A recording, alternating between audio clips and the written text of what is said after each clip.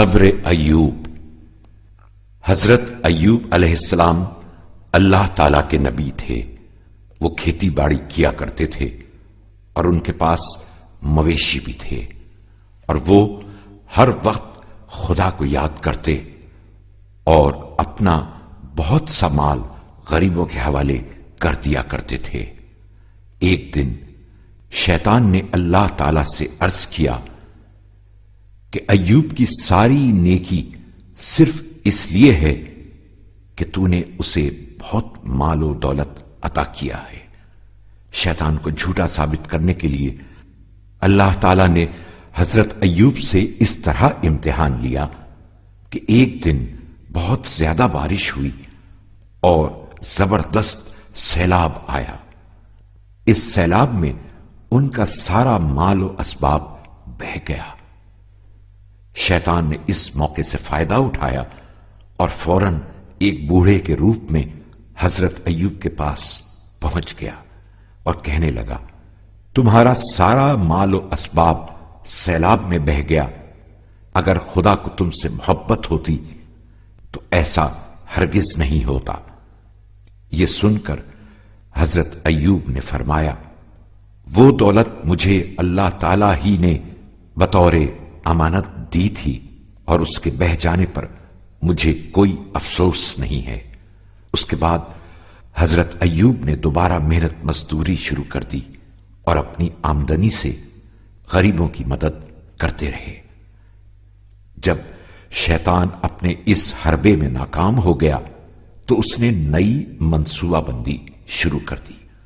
اب اس نے خدا کے حضور عرض کیا کہ چونکہ ایوب کے بہت سارے جوان بچے ہیں، اس لیے وہ سوچ رہا ہے کہ جو مال سیلاب میں بہہ گیا ہے وہ سارا اس کو دوبارہ مل جائے گا، اس لیے اب تو اس کے بچوں کو مار دے تاکہ میری بات ثابت ہو جائے۔ اللہ تعالیٰ نے ایک بار پھر اپنے نبی کا امتحان لیا اور ایک زلزلے میں حضرت ایوب کے سارے بیٹے مر گئے اور سب کچھ تباہ و برباد ہو گیا۔ شیطان چاہتا تھا کہ حضرت ایوب اللہ سے دور ہو جائیں اور اس کی عبادت کرنا چھوڑ دیں، اس لیے وہ ایک بوڑھے کی شکل میں آپ کے پاس آیا اور کہنے لگا، اللہ نے تمہارے سارے بچوں کو مار دیا تو کیا تم اب بھی اس کا شکر ادا کرتے رہو گے؟ حضرت ایوب نے فرمایا، بچے میرے پاس خدا کی امانت تھے، وہ اس نے واپس لے لیے تو کیا ہوا؟ اس کے بعد وہ اللہ کی عبادت اور شکر میں مصروف رہے۔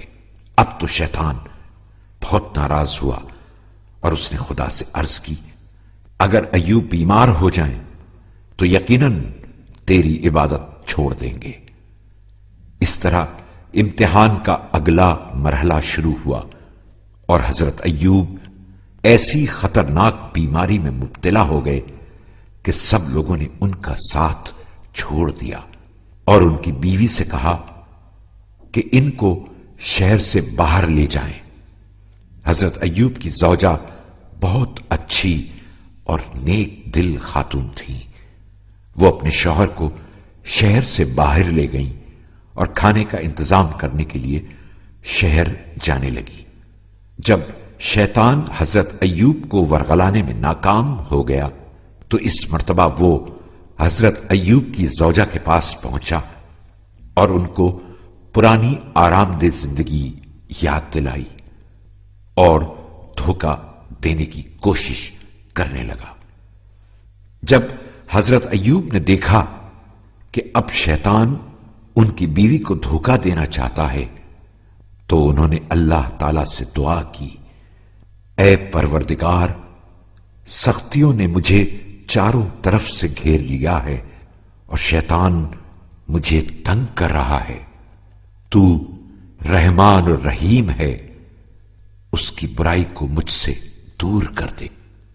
جب حضرت ایوب ہر آزمائش میں کامیاب ہو گئے تو اللہ تعالیٰ نے انہیں اپنے پیر زمین پر مارنے کا حکم دیا حضرت ایوب نے اللہ کے حکم کے مطابق عمل کیا تو زمین سے ایک چشمہ پھوٹ نکلا۔ حضرت ایوب یہ دیکھ کر بہت خوش ہوئے۔ پھر آپ نے اس میں سے تھوڑا سا پانی پیا اور اسی سے غسل کر کے شفایاب ہو گئے۔ اس کے بعد اللہ تعالیٰ نے اپنے اس نیک بندے سے جو کچھ لے لیا تھا وہ سب انہیں واپس لوٹا دیا۔ اس طرح حضرت ایوب خوشی خوشی دوبارہ اپنی پرانی زندگی کی طرف لوٹ گئے اور پوری دنیا کو سختیوں کے مقابلے میں صبر کرنے کا راستہ دکھا دیا۔